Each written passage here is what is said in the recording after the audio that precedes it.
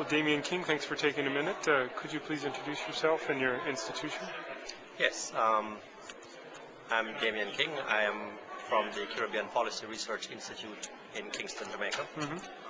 CAPRI is a public policy research think tank interested in doing doing research to address the issues that are sort of exciting the Caribbean public at a particular time and trying to inform public policymakers in a region where we think that the capacity of the governments to have the kind of information that they need to inform public policy is often too limited.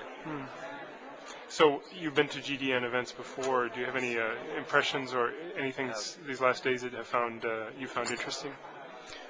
Well, actually, for a couple of reasons, this particular one is one of the better GDN conferences I've been to. I found the quality of the presentations at this GDN to be of quite a high standard.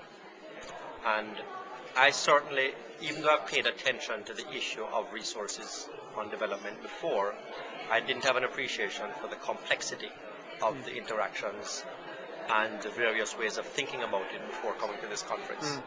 And so it has been quite informative.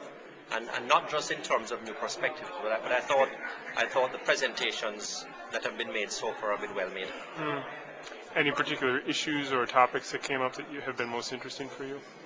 Well, the much discussed and much published issue of the resource curse, the extent to which having resources harms you in development, whether there's an average relationship or not, and to the extent that there is or is not an average relationship, what are the factors that determines whether resources curse you or bless you, I think has been very well covered at the conference.